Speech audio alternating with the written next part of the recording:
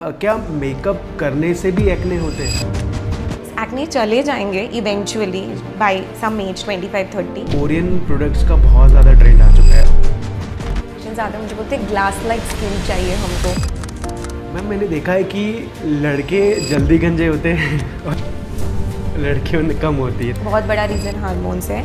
सो genetics तो दोनों में है, कितनी बार दोनों की तरफ से आते हैं। बेसिकली पेरेंट्स में कोई बॉल्ड है। आज हम एक ऐसी पर्सनैलिटी से मिलने वाले हैं जो डर्मेटोलॉजिस्ट में बहुत अच्छा नाम बना चुके हैं। सबसे पहले वेलकम करते हैं डॉक्टर सोनल हमनानी जी मैम का। मैम मुझे बहुत सारे क्वेश्चंस जो है मुझे आपसे पूछना है और स्किन केयर के जो फैक्ट्स है, जो मिथ्स है, वो सब हम आज आपसे क्लियर करेंगे। तो पहला मेरा क्वेश्चन आपसे ये है कि आपको ऐसे क्या इंस्पिरेशन मिला डर्मेटोलॉजिस्ट बनने के लिए कि आपने इस फील्ड को चूज़ किया? वेरी ऑनेस्टली मैं अपनी फैमिली की थर्ड जनरेशन डॉक्टर हूँ, तो एक काइंड ऑफ वही इन्वायरमेंट बचपन से तो देखा हुआ है। मेरे नाना भी पीडियाट्रिशियन है, दोनों पेरेंट्स डॉक्टर्स हैं। तो डॉक्टर तो हमेशा से बनना था, बट मेरे फादर डर्मेटोलॉजिस्ट है, तो ऑब्वियसली एक वो इंस्पिरेशन थे। जब मैं खुद MBBS में आई तो मुझे खुद को बहुत एक्ने होने लगे एंड आई रियलाइज्ड कि वो आपका कॉन्फिडेंस कितना क्रश कर सकता है। सो स्किन का छोटा से छोटा कंसर्न, जैसे हेयर फॉल हो रहा है, पिगमेंटेशन हो रहा है, एक्ने, पिंपल्स के स्कार, कितना आपके कॉन्फिडेंस पे इफेक्ट कर सकते हैं, वो मैंने तब रियलाइज़ करा। आज भी जब हम लोग पेशेंट्स को ट्रीट करते हैं, दे कम अप फॉर फॉलोअप्स या कुछ प्रोसीजर कराते हैं एंड उनके आफ्टर देखने के बाद and the smile on their face, that's what keeps me motivated to do this. क्या मैम, मैंने देखा है पेरेंट्स को बोलते हुए कि ये तो उम्र है, एक्ने तो आएगा ही, इसको इग्नोर कर देते हैं। तो ऐसा सच में इग्नोर कर देना चाहिए या कुछ? आइडियली नहीं, बिकॉज क्या होता है कि उतने टाइम में जब आप इग्नोर कर रहे हैं स्कार्स बन जाते हैं एंड एक्ने स्कार्स सबसे one of the toughest things to treat होते हैं। Even with lasers also 50 to 60% से ज़्यादा एक्ने स्कार्स नहीं ठीक हो पाते हैं। सो येस, एक्ने चले जाएंगे eventually by some age 25-30, but वो स्कार्स छोड़ जाएंगे जो लाइफ लॉन्ग रहेंगे। ओके, सो ये बेसिकली हार्मोनल चेंजेस की वजह से होता है। सो अराउंड टीनेज में ही स्टार्ट होता है, जब हार्मोन्स के चेंजेस होते हैं तो डेफिनेटली तभी स्टार्ट होता है। अराउंड 30-35 तक नॉर्मली ये स्टेबलाइज हो जाते हैं। ओके मैम, क्या मेकअप करने से भी एक्ने होते हैं? बिल्कुल, स्पेशली बहुत सारे प्रोडक्ट्स जो हम लोग यूज़ करते हैं वो बहुत ऑयली टेक्सचर के होते हैं, जो पिंपल्स को बढ़ा सकते हैं फेस पे। सो आप जब लेते हैं, सो एक वर्ड होता है नॉन कॉमेडोजेनिक, वो हमेशा मेकअप के लेबल्स पे हमेशा चेक करना चाहिए कि है या नहीं। मैम, एक रेटिनॉल करके मैंने बहुत सुना है, ये क्या चीज़ है? सो रेटिनॉल एक विटामिन ए एनालॉग है जो यूज़ किया जाता है। ये स्किन के टर्नओवर को बढ़ाता है और कोलेजन को बिल्डअप करने में हेल्प करता है। कोलेजन हमारी स्किन के बिल्डिंग ब्लॉक्स होते हैं। सो एजिंग कम होती है, फाइन लाइंस कम होती है, पिंपल्स भी कम होता है, पिगमेंटेशन भी कम होता है। सो नॉर्मली इस तरीके से होता है। अभी आजकल मैम कोरियन प्रोडक्ट्स का बहुत ज़्यादा ट्रेंड आ चुका है और इंडियन मार्केट को एक तरीके से डोमिनेट भी कर रहे हैं, और ऐसा कहते हैं कि कोरियन प्रोडक्ट्स बहुत ज़्यादा अच्छे हैं और इंडियन मेकअप्स अच्छे नहीं है, क्वालिटी अच्छी नहीं है। तो क्या ये सच है? सो के ब्यूटी ट्रेंड्स वहाँ के बहुत ज़्यादा फेमस हो गए हैं। बहुत पेशेंट्स आते हैं, मुझे बोलते हैं ग्लास लाइक स्किन चाहिए हमको, तो वैसा कुछ रूटीन बता दो। तो फर्स्ट ऑफ ऑल ऐसा पॉसिबल नहीं है। उनके जेनेटिक्स बहुत डिफरेंट है, उनका इन्वायरमेंट बहुत डिफरेंट है, बहुत रेशियल डिफरेंसेस हैं हम में और उनमें। सो आप ग्लास स्किन तो अचीव नहीं कर सकते हैं, कोरियन स्किन तो अचीव नहीं कर सकते हैं, बट आप हेल्दीएस्ट वर्जन आपकी स्किन का ज़रूर अचीव कर सकते हैं, जो 3 चीज़ों से होता है। एक तो इवन टोन होनी चाहिए, एकदम कोई भी पिगमेंटेशन नहीं होना चाहिए, टेक्सचर फ्लॉलेस होना चाहिए और बहुत हाइड्रेशन होना चाहिए स्किन में। विटामिन सी, ऐसा कहते हैं कि विटामिन सी मॉर्निंग में लोगे तो आपका, बोलते हैं कि मतलब बहुत अच्छा है। क्या ये मिथ है या जस्ट मार्केटिंग गिमिक है? No, it's a fact actually कि विटामिन सी एक बहुत पावरफुल एंटीऑक्सीडेंट है, जो जितने भी फ्री रेडिकल्स हम दिन भर में सनलाइट के कारण, पोल्यूशन के कारण एक्सपोज्ड होते हैं, उसको न्यूट्रलाइज करता है। अब ये फ्री रेडिकल्स बेसिकली एजिंग भी करते हैं और स्किन को बहुत डैमेज भी करते हैं। सो विटामिन सी उसी को न्यूट्रलाइज करता है। तो आइडियली हम दिन भर में ज़्यादा एक्सपोज्ड होते हैं as compare to night time. So इसको हमको हमेशा हमारे सनस्क्रीन से पहले मॉर्निंग में लगाना चाहिए। ऐसा नहीं है कि वो रात को काम नहीं करेगा, बट बेटर सुबह काम करेगा। ओके मैम, आजकल ऐसे कई सारे प्रोडक्ट्स मैंने देखे हैं जो मास्क होते, टेम्पररीली मास्क लगाते हैं, 5 मिनट्स के बाद वो एकदम स्किन ग्लो हो जाती है। तो क्या वो सच में ऐसा होता है या just because of the hydrating products जो उसमें होते हैं, एक बहुत temporary for maybe an hour और 2 थोड़ा सा वो ग्लो देते हैं, but honestly they don't do much to your skin and एक जस्ट एक मार्केटिंग गिमिक है वो बहुत बड़ा, शीट मास्क जिसको बोलते हैं। लाइक क्योंकि बहुत बड़ा मार्केट है ये, और इन मतलब बोल सकते हैं करोड़ों के रुपए का मार्केट हो अगेन चुका है। कोरियन वहीं हाँ, स्किन हाँ, केयर से ही आया है ये कि शीट मास्क वगैरह जो यूज़ होते हैं, तो but it's just for 2 hours, 2 घंटे अच्छा लगता है, तो आप पार्टी में जा रहे हो उसको लगा लिया मेकअप से पहले, तो एक थोड़ा हाइड्रेटिंग लुक आ जाता है, उसके अलावा वो कुछ नहीं करता है। ओके मैम, लेज़र ट्रीटमेंट्स ये बेसिकली कितना काम करते हैं एक्ने वाले पार्ट पे? बहुत काम करते हैं, बट ऑनेस्टली जब आपको एक्ने है तो main treatment is always tablets लो, क्रीम्स लो, क्योंकि हार्मोन्स के कारण हो रहा है, ऑयल प्रोडक्शन ज़्यादा बन रहा है, हमको उसी ऑयल प्रोडक्शन को कंट्रोल करना है। सो लेज़र्स आपके ऑयल प्रोडक्शन को ज़्यादा इफेक्ट नहीं करने वाले हैं, तो टैबलेट्स एंड क्रीम्स प्राइमरी है। लेज़र्स डेफिनेटली उस प्रोसेस को स्पीड अप कर सकता है, जो पिंपल्स हो गए हैं उसको ड्राई आउट करने में हेल्प करेगा, मार्क्स नहीं होने देगा, गड्ढे नहीं होने देगा, तो उधर डेफिनेटली बहुत हेल्प करता है, but main treatment is tablets and creams. Okay ma'am, मैंने बहुत सारे लोगों का ऐसा देखा है, एक एज के बाद उनके जो चिक्स होते हैं वहाँ पे गड्ढे बने हुए रहते हैं, और डॉक्टर्स कहते हैं इसका कोई ट्रीटमेंट नहीं है, तो क्या सच में कोई ट्रीटमेंट नहीं है? गड्ढों का डेफिनेटली ट्रीटमेंट होता है, बट 100% नहीं होता है, and that's what they council कि 100% कभी नहीं जाएंगे, 60% 70% तक यूजुअली चले जाते हैं। डिपेंड करते हैं किस टाइप के स्कार्स है उस पर भी। कितनी बार अगर कोई पोस्ट एक्सीडेंट वाले स्कार्स हैं वो बहुत डिफ़िकल्ट होते हैं। पिंपल्स के बाद के जो स्कार्स हैं वो बहुत सारे प्रोसीजर्स, बहुत सारे लेज़र्स की हेल्प से बहुत बेटर किए जा सकते हैं डेफिनेटली। ओके मैम, अगर हेयर फॉल की बात करें, बहुत बड़ी इंडस्ट्री है और मुझे लगता है करोड़ों करोड़ों रुपए की इंडस्ट्री है, तो हेयर फॉल ट्रीटमेंट्स जैसे अभी मार्केट में बहुत सारे ऐसे ब्रांड्स हैं जो क्लेम करते हैं कि आपका हेयर ग्रोथ जो है वापस आ जाएगा, तो क्या सच में होता है ऐसा? डिपेंड करता है कॉज क्या है। अगर जैसे जेनेटिक कॉज है, बहुत बार क्या होता है कि हमारे एक हार्मोन होता है मेल्स में स्पेशली, जो डाइहाइड्रोटेस्टोस्टेरोन होता है, जो बालों को श्रिंक कर देता है। कहीं कहीं से बाल अगर रूट्स ही चली गई हैं तो वहाँ कभी बाल नहीं आ सकते हैं। Okay. तो जो जेनेटिक पैटर्न का हेयर लॉस है, जहाँ रूट्स चली गई है वहाँ पे हेयर फॉल आप रोक सकते हैं, लेकिन जहाँ पे जड़ ही नहीं है वहाँ बाल नहीं आएंगे डेफिनेटली। अदर टाइप्स जितने भी हेयर फॉल के जितने भी कॉजेज़ होते हैं, न्यूट्रिशन के कारण हो रहा है, हार्मोन्स के कारण हो रहा है, वो सब करेक्ट किए जा सकते हैं डेफिनेटली। ओके हमारे जैसे दादा नाना दानी ये कहते थे शैम्पू वैम्पू यूज़ नहीं करना, सब खराब चीज़ें हैं, नॉर्मली हेयर वॉश करो सब ठीक रहता है, लेकिन आजकल तो मार्केट में ऐसा हो गया कि anti hair fall shampoos use करो तो बाल नहीं झड़ेंगे, तो क्या सच में ऐसा होता है? नहीं, that is a marketing gimmick ही है वो। सो हेयर फॉल का काम होता है सिर्फ सिर की गंदगी साफ करना, जैसे साबुन है बॉडी के लिए, फेस वॉश है फेस के लिए, वैसे शैम्पू है ना। कोई शैम्पू से हेयर फॉल बढ़ता है ना कोई शैम्पू से हेयर ग्रोथ हो सकती है। कुछ डेफिनेटली शैम्पूज़ में कैफीन है, जिंक है, बायोटिन है, कीटोकोनाजोल है, वो एक सपोर्टिंग रोल ज़रूर प्ले करते हैं। मेन रोल उनका नहीं है, एक सपोर्टिंग रोल प्ले कर सकते हैं, बट मेन रोल डेफिनेटली दूसरी टैबलेट्स और डिफरेंट लोशंस का रहता है इसमें।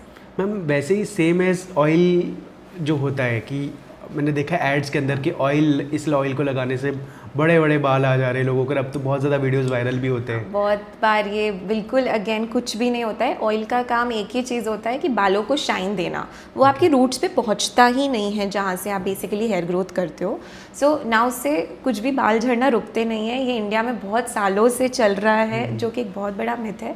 The only thing it does is shine देता है बालों को, Okay. और कुछ नहीं करता है। अभी एक और चीज़ इंडियन मार्केट में ही चलती है कि प्याज के रस लगाने से भी बाल जो है बढ़ जाते हैं, और इसका बहुत ज़्यादा मैंने देखा है इंटरनेट के ऊपर कि इन्हें प्रूफ भी दिया हुआ होता है, तो क्या सच है ये? सो प्याज का रस एक्चुअली एक इरिटेंट होता है। बिकॉज वो इरिटेंट होता है तो वो हेयर फॉलिकल्स को डेफिनेटली थोड़ा स्टिमुलेट कर देता है। बहुत ज़्यादा रोल नहीं है बहुत ऑनेस्टली, बट हाँ थोड़ा सा वो हेल्प कर देता है आपके हेयर फॉल को कंट्रोल करने में, हेयर ग्रोथ में भी, बट बहुत मेजर रोल नहीं है उस चीज़ का। मतलब यूज़ कर सकते हैं कोई, यूज़ कर सकते हैं। वो इरिटेंट है तो हेयर फॉल को एकदम वो कर देता है कि ग्रो करना है, उस तरीके से। ओके मैम, जैसे मेकअप स्पॉन्जेस होते हैं तो क्या वो बैक्टीरिया का घर है? हाँ, तो क्या होता है कि बहुत बार लोग हफ्तों हफ्तों तक अपने मेकअप ब्रशेस, स्पॉन्जेस ये सब क्लीन नहीं करते हैं।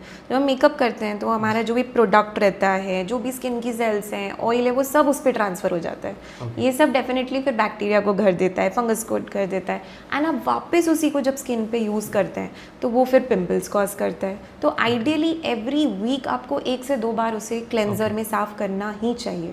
मैम मैंने देखा है कि लड़के जल्दी गंजे होते हैं और लड़कियों में कम होती है, तो इसका क्या रीज़न है? बहुत बड़ा रीज़न हार्मोन्स है।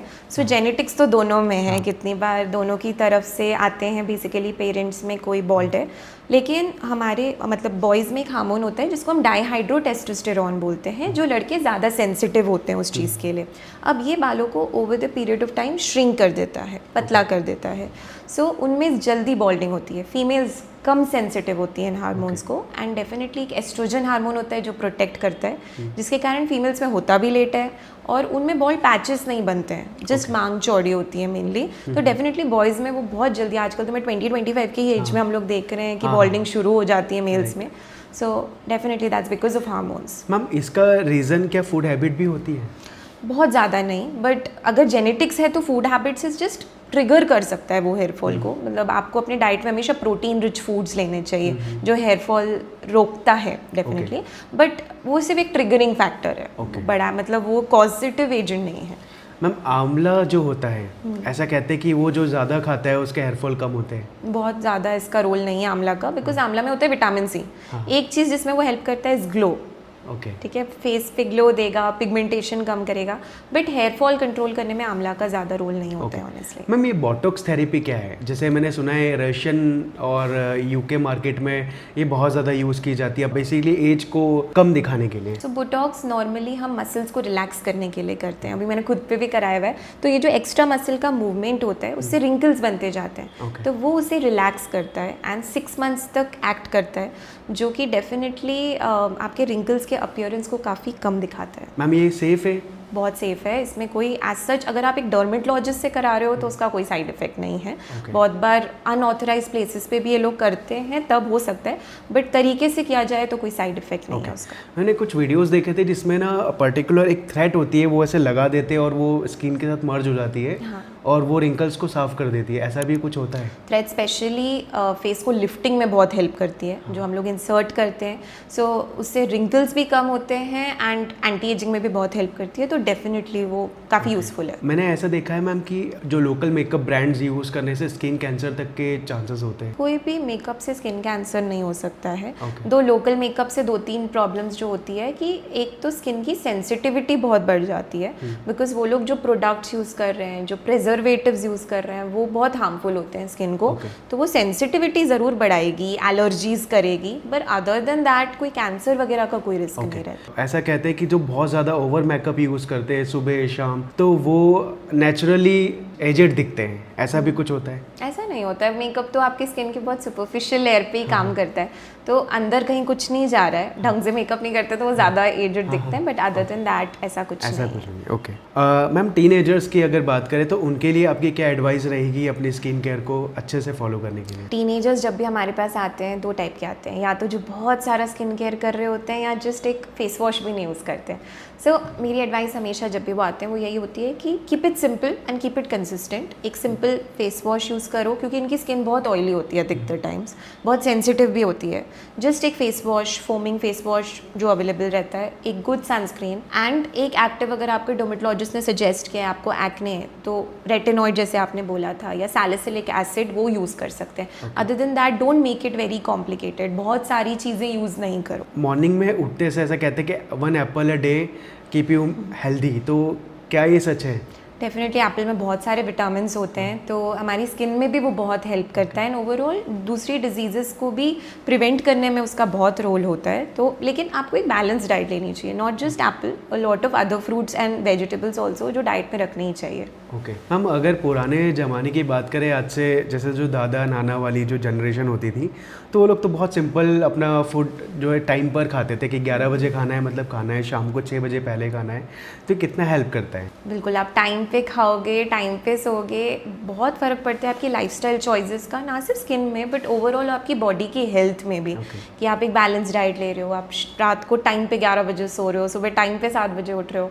आजकल की जो जनरेशन है इट्स वेरी रैंडम, कभी भी खाते हैं, कभी भी सोते हैं, और उसी कारण से जो इवन अगर मैं स्किन की भी बात करूँ, हम लोग बॉल्डिंग बहुत जल्दी देख रहे हैं मेल्स में, हम लोग एक्ने बहुत ज़्यादा देख रहे हैं, सो मेनी डिजीजेज, एजिंग जल्दी हो रही है, तो बहुत फ़र्क पड़ता है इन सब लाइफस्टाइल चॉइसेस का। मैम जैसे बहुत सारे लोगों को ना जो बोलते कील हो जाती है, ब्लैक हेड्स बोलते हैं या वाइट हेड्स होते हैं, उसका क्या रीज़न है? ऑयल प्रोडक्शन अगेन स्किन में जब हार्मोन्स के कारण ऑयल ज़्यादा बनता है तो ये ब्लैक हेड्स और वाइट हेड्स बनते हैं।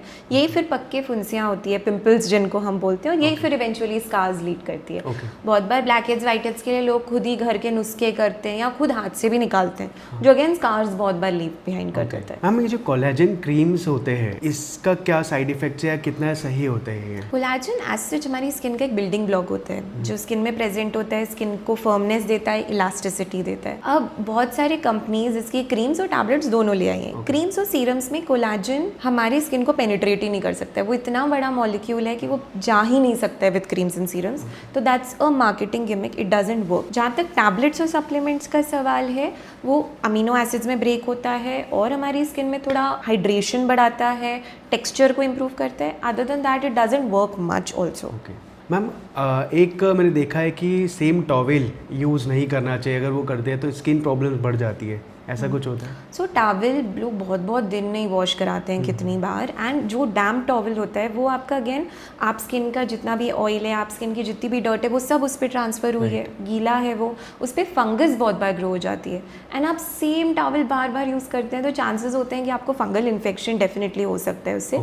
इसलिए एटलीस्ट हफ्ते में 1 से 2 बार आपको वॉश करना ही करना चाहिए टॉवल को। मैम, एक डैंड्रफ सबसे बड़ी प्रॉब्लम रही है और मुझे लगता है ये एक अपने आप में बहुत बड़ा एक बिजनेस भी हो चुका है कि ये शैम्पू यूज़ कर लो डैंड्रफ नहीं आएंगे या ऑयल यूज़ कर लो डैंड्रफ नहीं आएगा, तो ऐसा सच में है या डैंड्रफ नेचुरली होता है? सो कुछ लोगों को डैंड्रफ रहता ही है, it doesn't go away first of all. जिनका बहुत ऑयली स्कैल्प है उनमें ही नॉर्मली होता है। आप जब तक वो पर्टिकुलर शैम्पू जैसे कीटोकोनाजोल या कुछ शैम्पूज अवेलेबल हैं, जब तक आप यूज़ करोगे वो सिर्फ तब तक ही कंट्रोल रहेगा, वो जड़ से ख़त्म नहीं होता है। एंड डैंड्रफ से बहुत सारे इशूज़ होते हैं आपको, स्पेशली फोरहेड पे पिंपल्स होना, बैक पे एक्ने होना, एंड कितनी बार स्केलिंग होने लगती है बहुत सीवियर जब डैंड्रफ होता है, यहाँ पे फेस पे भी हो जाता है। तो मैंने देखा है बहुत सारे लोगों को ना ऐसे बहुत बारीक छोटी छोटी फुंसियाँ हो जाती है पूरी बॉडी पर, मेनली यहाँ पर होता है या बैक पर होता है, तो उसका क्या रीज़न है? बहुत ज़्यादा हमारे जब sebaceous glands, oil glands active होते हैं तब ना सिर्फ फेस पे बट चेस्ट,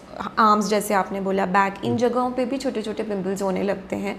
सो उसका मेन कॉज वो होता है, अगेन दैट्स वाई हमको ऑयल बालों में भी नहीं लगाना चाहिए, उसका बहुत बड़ा कॉज होता है। बैक एक्ने का एक बहुत बड़ा कॉज होता है प्रोटीन पाउडर्स भी जो बहुत सारे लोग लेते हैं, उससे भी वो बढ़ जाते हैं। मैम, प्रोटीन की बात करें तो बहुत सारे लोग वी प्रोटीन्स और इस तरीके की चीज़ें कंज्यूम करते हैं जिम करने के बाद, तो क्या ये भी कहीं ना कहीं इफ़ेक्ट करता है स्किन के ऊपर? एक्ने डेफिनेटली कॉज करता है वे प्रोटीन। बहुत सारे 2 प्रॉब्लम्स जो करते हैं, एक तो एक्ने बढ़ाते हैं कुछ whey proteins, and also hair fall में भी बढ़ाते हैं वो। सो दैट्स वाई आपको देखना बहुत ज़रूरी है कि आप कौन सा प्रोटीन पाउडर ले रहे हैं उसमें। मैंने एक और चीज़ देखी है कि सनस्क्रीन्स जो होते हैं उसके ऊपर लिखा होता है SPF++++, इतने प्लस लगा देते हैं, तो इसका क्या रीज़न है, एक्चुअल क्या चीज़ है? तो एक्चुअली 2 अलग चीज़ें होती है, एक SPF एक PA+। तो आपने जो देखा है वो PA+++ वो लिखा रहता है, और SPF एक नंबर लिखा रहता है यूजुअली 30, 50, आजकल 100 तक भी अवेलेबल है।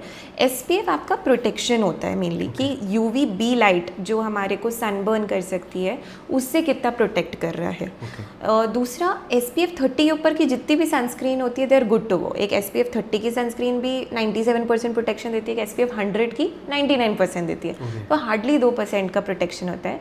दूसरी चीज़ होती है PA+++ जो रहता है, तो PA3 या 4+ होता है, तो वो हमें UVA लाइट से प्रोटेक्ट करता है, जो कि मेनली टैनिंग से प्रोटेक्ट करता है मेनली, जो अपनी स्किन पे पिगमेंटेशन सनलाइट के कारण हो जाता है। मैम, जैसे कई सारे लोग जो है लेज़र करवाते हैं एल्बोज़ के ऊपर या डार्क पे टर्म्स होते हैं, तो कितना सही है ये और ये करवाना चाहिए? एक्चुअल में डार्कनेस का कॉज पहले पता करना बहुत ज़रूरी है। लेज़र कहाँ काम करता है? जो हमारी पिगमेंटेशन की सेल्स होती है उन पे काम करता है। Dark under arms, dark elbows, knees, ये सब पिगमेंटेशन ज़्यादा पिगमेंट या मेलानोसाइट्स के कारण नहीं होते हैं, ये स्किन मोटी होने के कारण होता है, जो कि मेनली होता है मोटापे के कारण, इंसुलिन रेजिस्टेंस के कारण। सो वहाँ पे पहले अपने लाइफस्टाइल पे काम करना बहुत ज़रूरी है कि आप अपना वेट लॉस करो, एक्सरसाइज करो। सेकेंडली बहुत बारी फ्रिक्शन, स्पेशली एल्बोज नीज का जो पिगमेंटेशन होता है वो फ्रिक्शन के कारण होता है। तो इन जगहों पे लेज़र से ज़्यादा काम करने वाली दूसरी चीज़ें जैसे केमिकल पील्स जो उस एक्स्ट्रा स्किन को थिन आउट करती है, या using glycolic acid and urea based creams, वो ज़्यादा काम करती है as compare to lasers. As such lasers safe हैं जगहों पे, पर वो बहुत ज़्यादा हेल्प नहीं करते हैं उस पिगमेंटेशन में। मैम ऐसा कहते हैं पूरे वर्ल्ड में 3% लोगों को सोरियासिस होता है, तो क्या इसका कोई ट्रीटमेंट है? सोरियासिस कंट्रोलेबल है, क्योरेबल नहीं है पहली बात तो। ज़्यादा टर्नओवर, अगेन ज़्यादा सेल्स बनने के कारण वो जो है पपड़ी बन जाती है, रेडनेस हो जाती है, एंड डेफिनेटली बहुत लाइफ मतलब डेबिलिटेटिंग है, बहुत परेशान रहते हैं पेशेंट्स विथ इचिंग। बट बहुत सारी टैबलेट्स एंड क्रीम्स आती हैं जो उसको कंट्रोल करके रख सकती है ताकि फ्लेयर अप्स नहीं हो। ओके, इसका कोई ट्रीटमेंट नहीं है? 100% ख़त्म करने का कोई ट्रीटमेंट ओके, नहीं है। तो क्या ये हार्मोनल होता है या पर्टिकुलर ऑटो इम्यून से हाँ, रिलेटेड? ऑटो इम्यून सो जेनेटिक है, ऑफ कोर्स कुछ केसेस में it is genetic, and other than that auto immune सबसे इंपॉर्टेंट होता है इसमें रोल। आपके प्रोफेशनल एक्सपीरियंस में सबसे ज़्यादा अंडररेटेड स्किन केयर स्टेप क्या है जो लोग जनरली इग्नोर कर देते हैं? सबसे इम्पॉर्टेंट स्टेप हमेशा एंटी एजिंग में सनस्क्रीन। तो सनस्क्रीन मिस नहीं करनी चाहिए। आपकी टैनिंग से तो प्रोटेक्ट करता है, बट सबसे ज़्यादा एंटी एजिंग में बहुत हेल्प करता है। एंड अगर आप डेफिनेटली उसको मिस करते हो तो बहुत एज जल्दी होते हो कंपेरेटिवली। ओके, मतलब सनस्क्रीन यूज़ नहीं करते तो एजेड ज़्यादा दिखते हैं लोग। एंड ऑल्सो सनस्क्रीन करेक्टली भी नहीं लगाते हैं बहुत लोग कि उसको आइडियली एवरी 3 आवर्स रिपीट करना चाहिए, वो ही नहीं करते हैं। कितनी क्वांटिटी में करना चाहिए? So ideally 2 full fingers apply करना चाहिए इतनी, तो उतना भी अप्लाई नहीं करते हैं। सो डेफिनेटली एजिंग उससे बढ़ती आपको है। क्या लगता है हम सनस्क्रीन्स तो ये अभी आने लगी है, आज से 30 साल पहले तो कोई यूज़ नहीं करता था? सर हमारे बड़ों की डाइट बहुत अच्छी थी, that is also there. Even diet में बहुत एंटीऑक्सीडेंट्स होते हैं, हम लोग बात कर ही रहे थे विटामिन सी सीरम, सनस्क्रीन की, इन सब में होता क्या है एंटीऑक्सीडेंट इफेक्ट भी है। सो हमारे बड़ों की डाइट वगैरह में डेफिनेटली बहुत फ़र्क था। सो वो भी एक रोल है उसका। मतलब मुझे ऐसा लगता है कि जितने भी अभी ये जितने प्रोडक्ट्स आए हैं स्किन केयर को लेकर, और ये सब अभी लास्ट 20-25 ईयर्स में ही आए।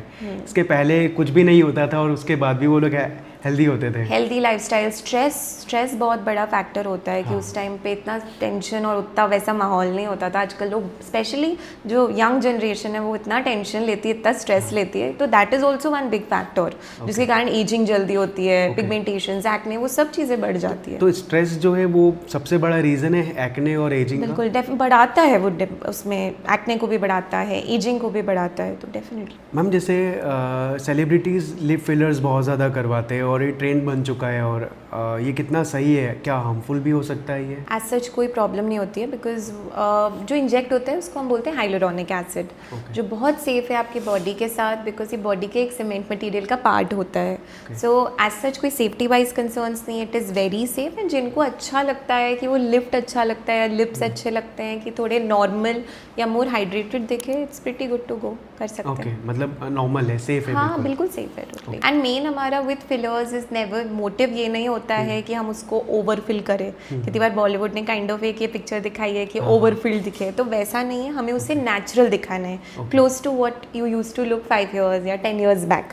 वो मोटिव रहता है मेनली विद फिलर्स। मैम जैसे किसी भी प्रोडक्ट को खरीदने से पहले उसके इंग्रेडिएंट्स पढ़ना कितना इंपॉर्टेंट है? बहुत ज़रूरी है आजकल। स्पेशली 2 चीज़ें बहुत ज़रूरी है, एक तो देखना कि इंग्रेडिएंट्स क्या है, दूसरा उसका कितना कॉन्सेंट्रेशन है। बहुत बार ब्रांड्स जो है वो बहुत थोड़ा सा कॉन्सेंट्रेशन डाल देती हैं, बिकॉज कुछ प्रोडक्ट्स नाम से बहुत फेमस है, नायासिनामाइड है, हाइलुरोनिक एसिड है, रेटिनॉल है, एंड इतना कम कॉन्सेंट्रेशन होता है कुछ प्रोडक्ट्स में कि वो वर्क नहीं करने वाला है। तो कितनी भी एक्सपेंसिव उनको क्रीम को बना दो, वो वर्क नहीं करेगा अनलेस आपकी कॉन्सेंट्रेशन सही हो। सो इंग्रेडिएंट्स भी पढ़ना बहुत ज़रूरी है और उनका कॉन्सेंट्रेशन भी देखना बहुत ज़रूरी है। मैम नेल एक्सटेंशंस आजकल बहुत ज़्यादा ट्रेंडिंग है और इतने ज़्यादा शोरूम्स एंड शॉप्स ओपन हो चुकी है ये सब चीज़ों के लिए, तो क्या ये रियल नेल्स को डैमेज कर देता है पूरा? या आप जब नेल एक्सटेंशंस कराते हो तो एक तो जो लोग कराते हैं उनको खुद ही एक्सपीरियंस होता है कराने के बाद कि नेल कितने ज़्यादा ब्रिटल और कितने ज़्यादा ब्रेकेबल हो जाते हैं, जब तक कि वो नई साइकिल नहीं फॉर्म होती है, नया नेल नहीं फॉर्म होता है, तो वो इतना डैमेज करता है। दूसरा, नेल की जो क्यूटिकल हमारी एक प्रोटेक्टिव लेयर होती है हर नेल की, वो उसको भी बहुत हद तक डैमेज करता है और बहुत बार इन्फेक्शंस भी होते हैं। तो एक तो वो बहुत ब्रेक करता है, नेल को बहुत कमज़ोर कर देता है, इन्फेक्शंस के भी चांसेस करता है। So as much as you can avoid करो नेल एक्सटेंशंस जितना हो सके। Gua sha versus jade roller, basically ये क्या इफेक्टिव टूल्स है ट्रेंडिंग एसेसरीज के लिए? अगेन कोरियन स्किन केयर से ही आया ये भी।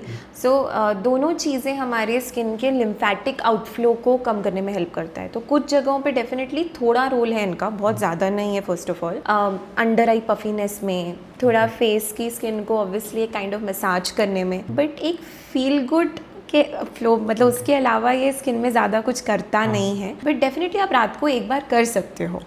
मैम क्या केमिकल पिल्स स्किन को पतला कर देते हैं? बहुत कॉमन क्वेश्चन है। एवरी सेकेंड डे पेशेंट हमसे पूछता है कि पील्स आपकी स्किन को सेंसिटिव तो नहीं करेगा, पतला तो नहीं कर देगा। तो केमिकल पील्स मेनली आपकी जो बाहर की डेड स्किन लेयर होती है उसको रिमूव करती है। इवेंचुअली ये कोलाजन बिल्डअप करती है और आपकी स्किन पतली नहीं होती है, हेल्दी होती है और थिक होती है eventually. So chemical peeling is very safe, there are no side effects. पर इसको एक करेक्ट कॉन्सेंट्रेशन में कराना, एक करेक्ट जगह, एक डर्मेटोलॉजिस्ट से ही कराना, एक प्रॉपर आफ्टर केयर करना उसका बहुत ज़रूरी है। अदरवाइज वो साइड इफ़ेक्ट्स कर सकता है। कितने लोग आजकल घर पे करने लग गए हैं, ऑनलाइन इतनी सारे प्रोडक्ट्स आने लग गए हैं कि घर पे केमिकल पीलिंग करने लग गए हैं। मेरे से पेशेंट्स भी पूछते हैं कि हम कोई प्रोडक्ट बता दो जो हम घर पे पीलिंग कर लें। तो ऐसा नहीं होता है। आपको हमेशा जब केमिकल पीलिंग है करेक्ट एनवायरनमेंट में, एक प्रॉपर आफ्टर केयर इंस्ट्रक्शन और तरीके से करवाना चाहिए। But it's very safe, as such कोई प्रॉब्लम नहीं अगर आप सही जगह से करें। मैम जैसे लोगों को बहुत ज़्यादा फंगल इन्फेक्शंस हो जाते हैं स्किन पे, और कई बार एक्जिमा जो होता है वो ख़त्म ही नहीं होता, तो इसका क्या ट्रीटमेंट हो सकता है? दो अलग अलग चीज़ें हैं इसमें। फंगल इन्फेक्शंस की जहाँ तक बात करें तो ज़्यादा स्वेटिंग, ज़्यादा नमी होने के कारण, ज़्यादा मॉइस्चर होने के कारण ये बेसिकली होता है। बट आप correct treatment for 2 to 3 months में ये पूरी तरीके से चला जाता है अगर आप हाइजीन के प्रिकॉशंस लें तो। एक्जिमा स्किन के ड्राई होने के कारण होता है। किसी किसी की स्किन, जैसे एक्ने ऑयली स्किन के कारण होता है, एक्जिमा ड्राई स्किन के कारण होता है। तो किसी की स्किन जेनेटिकली ड्राई है तो आपको मॉइस्चराइजर्स और डिफरेंट क्रीम से उसको कंट्रोल करना पड़ेगा। बहुत बार ये सालों तक भी रह सकता है। ओके मैम, फ्रेगनेंस और ऑक्सीबेंजोन बेसिकली ये है क्या? सो फ्रैग्रेंस और ऑक्सीबेंजोन बहुत स्पेशली सोशल मीडिया ने दोनों चीज़ों को ही बहुत बदनाम किया हुआ है। बट पहले हम जैसे बात करें फ्रैग्रेंस की, तो एज सच कोई इशू नहीं है अनलेस आपकी स्किन सेंसिटिव है टू इट। कुछ लोगों की स्किन बहुत सेंसिटिव होती है, उनमें अगर आप फ्रैग्रेंस वाले प्रोडक्ट्स लगाते हैं तो वो रेडनेस, स्वेलिंग, इचिंग ये सब कर सकती है। कुछ पेशेंट्स मेरे पास आते हैं वो बोलते हैं कि हमको हेडेक होता है फ्रैग्रेंस वाले प्रोडक्ट से। अदरवाइज कोई प्रॉब्लम नहीं अगर आपकी स्किन सेंसिटिव नहीं है तो। दूसरी चीज़ ऑक्सीबेंजोन। अब ऑक्सीबेंजोन एक बेसिकली सनस्क्रीन का फिल्टर है। 2 टाइप की सनस्क्रीन होती है, केमिकल और फिजिकल। ऑक्सीबेंजोन एक केमिकल सनस्क्रीन का पार्ट होता है। इससे 2-3 प्रॉब्लम्स होती है। एक तो ये खुद भी एलर्जी कराता है, तो आप एक सनस्क्रीन लगा रही हो जो कि खुद ही एलर्जी कर रहे हैं। दूसरी चीज़, इससे कुछ स्टडीज़ में ऐसा देखा गया है कि हार्मोन्स पे भी इफेक्ट करता है। और तीसरा प्रॉब्लम जो जैसे बाहर कोरल रीफ्स होती हैं तो वो उसको भी डैमेज करता है। तो आजकल बहुत बीचेस पे लिखा होता है कि ऑक्सीबेंजोन फ्री सनस्क्रीन्स ही लगा के आना है। सो डेफिनेटली हमारे पास बहुत सारे दूसरे नए फिल्टर्स हैं सनस्क्रीन्स में, फिजिकल सनस्क्रीन्स हैं। बेटर है कि आप वो यूज़ करें instead of going for oxybenzone. Okay, हम जैसे टीनेजर्स का सबसे बड़ा क्वेश्चन रहता है कि अपना स्किन टाइप कैसे फाइंड आउट करें? आपकी स्किन हमेशा आपको बताती है। सो ये अब समझना कि जब मॉर्निंग में हम उठते हैं हमेशा देखना कि आपकी स्किन कैसी फील करती है। बेसिकली 4 टाइप की होती है। Number 1 oily. आप जब सुबह उठते हो तो ऐसा लगता है कि फेस बहुत ऑयली लग रहा है तो then it goes into oily skin type. Dry तब होता है अगर पपड़ी पपड़ी जैसा लग रहा है, खिंचा खिंचा लगता है फेस, तो वो ड्राई स्किन टाइप है। कॉम्बिनेशन स्किन टाइप, अगर आपका टी जोन ऑयली है एंड बचा कुचा फेस इज ड्राई तो then that's a combination type. और चौथा टाइप होता है नॉर्मल, जो कि ना ऑयली है, ना ड्राई है, ना कॉम्बिनेशन है, जो सबसे अच्छा स्किन टाइप होता है, जो बहुत कम लोगों का होता है। ये समझना इसलिए भी बहुत ज़रूरी है कि आपके जो भी प्रोडक्ट्स आप यूज़ कर रहे हो वो कौन से यूज़ करने हैं, वो आपके स्किन टाइप पे डिपेंड करेगा। ऑयली स्किन है तो जेल टाइप प्रोडक्ट्स यूज़ करने पड़ेंगे, ड्राई है तो लोशन बेस्ड प्रोडक्ट्स यूज़ करने पड़ेंगे। एंड कॉम्बिनेशन में देयर आर डिफरेंट प्रोडक्ट्स जो कॉम्बिनेशन स्किन टाइप और नॉर्मल स्किन टाइप के लिए आते हैं। ओके मैम, जैसे डार्क सर्कल सबसे बड़ी प्रॉब्लम है, मतलब हर किसी को ऑलमोस्ट होने ही लगी है, तो इसका क्या सॉल्यूशन है? डार्क सर्कल्स का कारण बहुत सारे होते हैं। सो एक बहुत बार ये जेनेटिक होता है। सो जेनेटिक तो नहीं बेटर होता बट डेफिनेटली कम ज़रूर हो जाता है। दूसरा प्रॉपर स्लीप ना होना, प्रॉपर डाइट ना होना, बहुत स्क्रीन टाइम होना, उसके कारण भी ये कितनी बार हो जाते हैं। सो ऐसे सिचुएशन में हम लोग कुछ बहुत सारी क्रीम्स होती हैं जो उसके पिगमेंट को लाइट करने के लिए देते हैं। साथ में हम लोग कितनी बार लेजर्स एंड केमिकल पील्स भी करते हैं उस एरिया की, जो डेफिनेटली उस पिगमेंटेशन को कम करती है। बट 100% आप उस डार्कनेस को बहुत बार कम नहीं कर सकते हो। किसी किसी को यहाँ गड्ढा बन जाता है, जो फिलर्स आपने जैसे बात की थी, तो फिलर्स लगाने पड़ते हैं उसको प्लेन आउट करने के लिए। सो डिफरेंट कॉज है, गड्ढा है तो फिलर्स करो, डार्कनेस है तो क्या करो, उस हिसाब से हमको ट्रीटमेंट डिसाइड करना। हम DIY जो है बेसिकली ऐसे कुछ DIYs बताइए जो यूज़ करना चाहिए लोग। आजकल बहुत सारे DIY लोग घर पे करते हैं, बट एक चीज़ जो मैं इसमें मानती हूँ कि बहुत ज़्यादा एसिडिक और बहुत ज़्यादा एल्कलीज नहीं यूज़ करने चाहिए। पहली बात तो एसिडिक जैसे लेमन, अब लेमन में सिट्रिक एसिड होता है जो आपकी स्किन को टोटली जला देता है। तो बहुत सारे लोग जैसे ये प्रोडक्ट्स यूज़ कर रहे हैं, जैसे लेमन यूज़ कर रहे हैं, तो उसे डेफिनेटली अवॉइड करना चाहिए। दो और चीज़ें जो अवॉइड करनी चाहिए, बेकिंग सोडा एंड टूथपेस्ट। बहुत लोग पिंपल होता है तो टूथपेस्ट लगा लेते हैं, वो अगेन स्किन को बहुत डैमेज करता है। क्या यूज़ कर सकते हो आप? So curd is very good, lactic acid होता है बहुत बार, सो ये स्किन को बहुत स्मूथ एंड जेंटल पीलिंग करता है, तो that is safe to use. आप एलोवेरा यूज़ कर सकते हो जो घर पे ग्रो करता है, हनी यूज़ कर सकते हो, that is safe to do. मुल्तानी मिट्टी होती है जो पिंपल्स के लिए बोलते हैं, that is safe to do. So ये सब थोड़े सेफ प्रोडक्ट्स हैं जो आप यूज़ कर सकते हो। But overall as far as जितना भी देसी नुस्खाज और DIY है, मुझे ऐसा लगता है कि जो भी किचन की चीज़ें हैं वो किचन तक ही सीमित रहने दो, instead of using it on your face. Right, हम बहुत कुछ सीखने को मिला आपसे, और हमारी ऑडियंस को बहुत सारी हेल्प मिलेगी आपके इस सॉल्यूशन से और इतने सारे इन्फॉर्मेशन से। सो आज हम लोग इस पॉडकास्ट को एंड करते हैं, और बिल्कुल नेक्स्ट वीडियो हम ज़रूर बनाएंगे और इन्फॉर्मेशन के साथ, ताकि लोगों को और ज़्यादा सीखने को मिले। Thank you ma'am. Thank you so much.